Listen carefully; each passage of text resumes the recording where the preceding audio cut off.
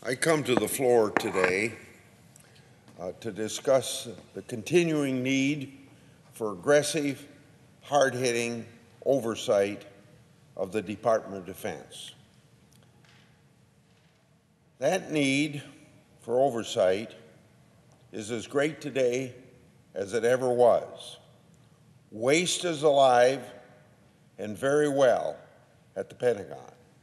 I have a poster here, a cartoon, a blow-up of a cartoon published in the Washington Post, 1985, my early years in the United States Senate. It shows Ernie Fitzgerald, a famous whistleblower, confronting what is quite obvious. His chief adversaries, the big spenders at the Pentagon. As a senior Air Force official, Ernie Fitzgerald committed a crime, and he says his crime was that he committed truth.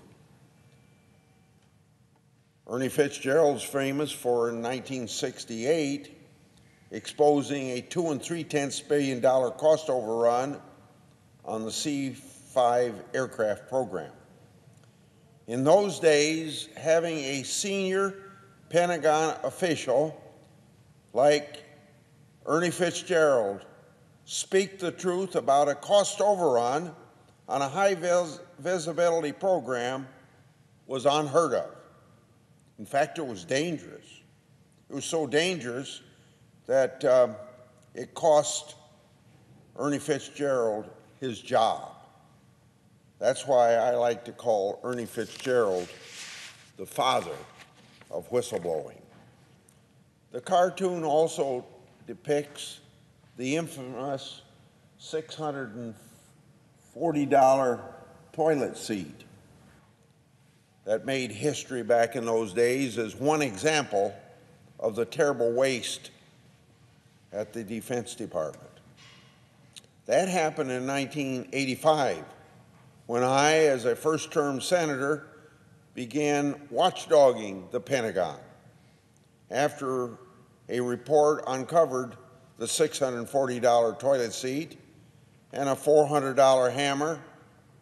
I began asking very tough questions. Something like, how could the bureaucrats possibly justify paying such exorbitant prices? I'm still waiting for a straight answer. A lot has changed since the 1980s.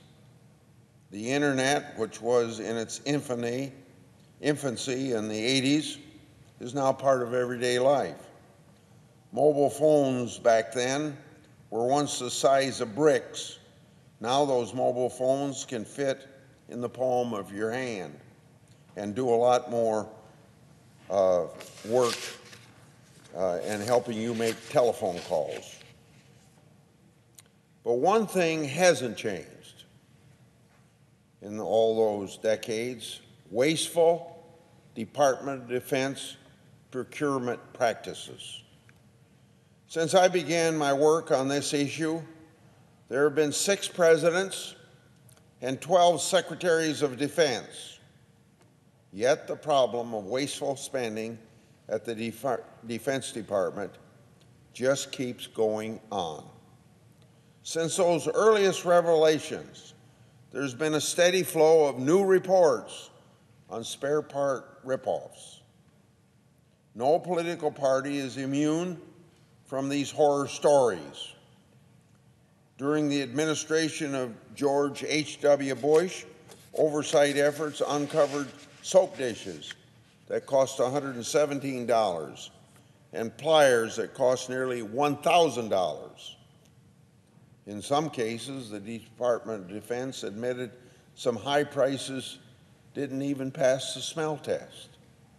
True, better deals were negotiated.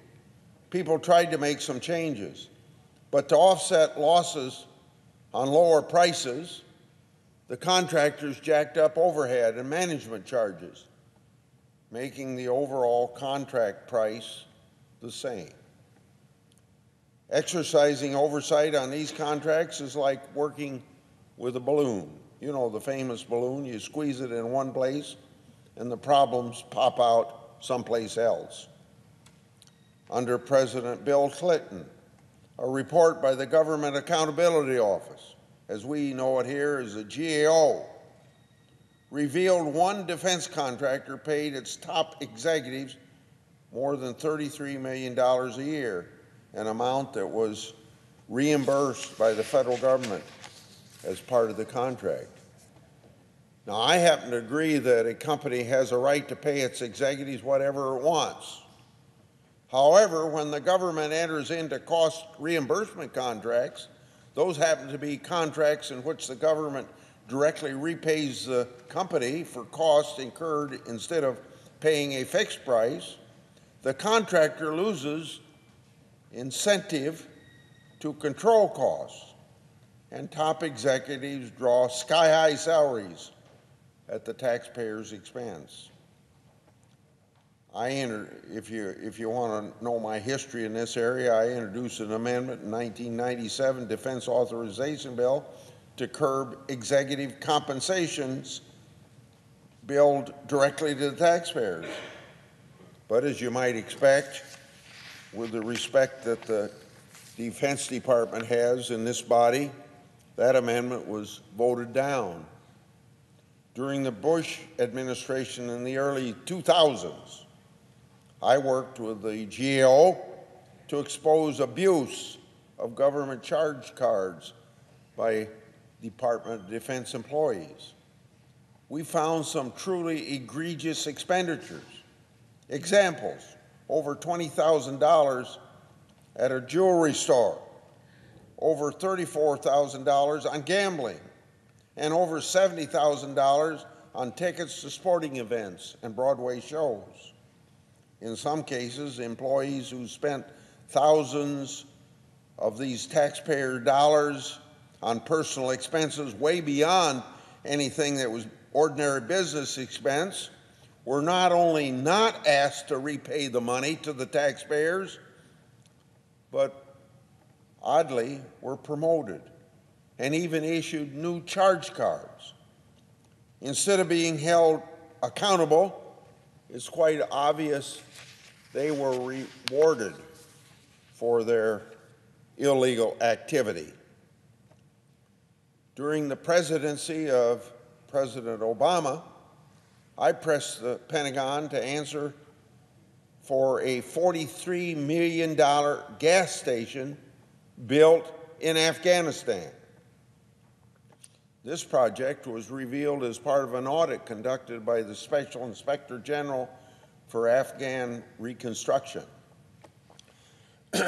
When I pressed for answers, the Defense Department responded by saying that the direct cost was actually only $5 million, but that the number didn't include the massive overhead costs charged to the project, which pushed the overall price tag up to that $43 million. Now, anybody anywhere else outside of this beltway knows that that doesn't meet the smell test, and that's not even a common sense answer to my overall question. How did we waste $43 billion there? Even more alarming is what happened to the rest of the $800 million provided for other business development projects in our efforts to help Afghanistan recover. Auditors could only find documentation to support about half of the money spent, leaving about $400 million unaccounted for. This kind of sloppy bookkeeping means that we may never know how the rest of the money was spent. Was it used for unauthorized purposes or pocketed by crooked people? We'll probably never know. And now, under the presidency of Donald Trump, over 30 years since all this started with me, the overpriced airborne toilet seat has really gained altitude. Instead of the $140 that this cost, The new price tag was reported by the Air Force to be $10,000, and that happens to be only for the lid of the toilet stool. Any American can tell you that $10,000 for a toilet seat cover is ridiculous. Americans work too hard to see their precious tax dollars flush down the toilet. I asked the Department of Defense for confirmation that the seats cost $10,000. They still haven't answered my letter. But after my inquiry, the Department of Defense has changed their story. They clarified to the media that they are now 3D printing the toilet seat lid for much less. But they never answered my questions. We don't know how many seat covers were purchased at the $10,000 price tag. We don't know when they moved to 3D printing instead of purchasing. And we still don't have documentation or official confirmation on the true price of toilet seats, and especially just for the lid. But if the issue of the toilet seat has been sorted out, it is clear, even if the issue has been sorted out, it is clear that the Department of Defense still does not have a grip on spending. Other spare parts OIG reports have revealed that the Pentagon frequently overpays for simple parts and does not perform adequate cost analysis. One of the primary culprits here is for this continuing waste and misuse of tax dollars is the Department of Defense non-compliance with congressional mandate to pass an audit. The Department of Defense has a very bad record. They stand out as the only department of government. It's impossible to know how much things cost or what is being bought when nobody is keeping good track of the money being shoveled out the door. For nearly 30 years, we've been pushing the Pentagon to earn a clean opinion on any of their audits. Way back in 1990, Congress passed the Chief Financial Officers Act, which required all departments of the government to present a financial statement to an Inspector General for audit by March 1992. All departments have complied and earned clean opinions except one. That's the Department of Defense. Instead of clean opinions, the Department of Defense has earned a long string of failing opinions, and these happen to go by the name of disclaimers. But it boils down to the fact that the books at the Department of Defense are unauditable. Now, 20 years later, after that 1990 congressional action, so now 2010, Congress finally got fed up and passed a new law requiring the Pentagon to be ready for audit by September 2017. The department was given 7 long years to get its act together and to meet the same requirements as every other federal agency entrusted with the public money. Well, obviously, that deadline has come and gone like other deadlines have come and gone. According to the Comptroller and the Chief Financial Officer, Mr. David Norquist, a clean audit is still at least 10 years away. So 10 years of not being able to follow the money. And if you can't follow the money, you don't know whether it's spent legally. There is a long-standing underlying problem preventing the Pentagon from reaching the goal of a clean audit. This is the so-called feeder system. I won't describe a feeder system, but feeder systems are supposed to capture transaction data, but those feeder systems are broken. Auditors cannot connect the dots between contracts and payments. You can't follow the money. That's because there is no reliable transaction data and little or no supporting documentation, and you tend to spend money without knowing what you even bought. The Pentagon will never earn a clean opinion until those accounting principles are able to produce reliable financial data that meet accepted standards. Over the last 25 years, the Department of Defense has spent billions trying to fix these outdated accounting systems, but with no success.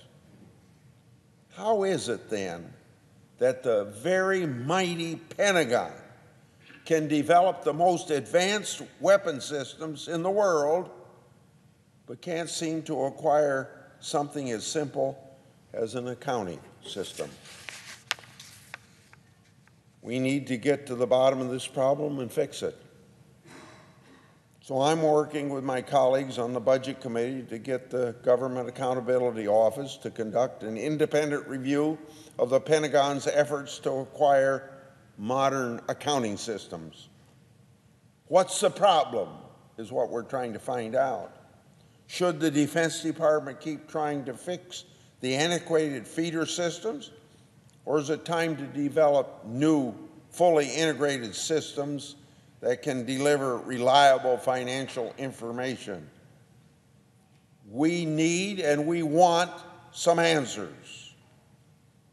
The Department of Defense is currently attempting to conduct a full financial audit. Secretary Mattis has directed all employees to support the audit, and the results are expected in November. Although the new Chief Financial Officer appears to be making good faith effort to get a handle on the problem, he also happens to be spending hundreds of millions of dollars a year for audits with the zero possibility of success. Could be very wasteful spending that kind of money if they don't have a feeder system in place. The first priority of our federal government remains and ought to be national security. We must ensure that our military force remains strong enough to deter any potential aggressor, and as a result, preserve the peace. The men and women on the front lines deserve fair compensation and the best weapons and equipment money can buy. We want to field the most capable military force in the world. Because national defense is so very important, congressional watchdogging of defense spending is very essential. We don't want one single dollar to be wasted. We better say not even a penny. Until the Defense Department is able to earn a clean opinion on a very regular basis, we have no assurance that the defense dollars are being spent wisely and, most importantly, according to law. Report after report show that precious defense dollars are being wasted, misused, and unaccounted for. Reforms have been made, but very clearly, the war on waste has not been won. Much more work needs to be done. From my oversight post in the United States Senate, I'll continue to apply pressure on the Pentagon to step up the war on waste. I don't expect much help from the Inspector General, Mr. Fine seems to be AWOL on waste. I raised the issue of the $10,000 toilet seat cover to him over a month ago and still haven't received an answer. His office found the time to update the media on the toilet seat cover, yet my letter has gone unanswered. However, after revelations about the $43 million gas station, Secretary Mattis's reaction was music, sweet music to my ears. He issued an all-hands memo. In that memo, he stated flat out, I think these are his words directly, I will not tolerate that kind of waste. Known for being a man of his word, Secretary Mattis, I'm counting on you for your help. Maybe together we can wipe out the culture of indifference towards the American people's money by the Pentagon. I yield the floor.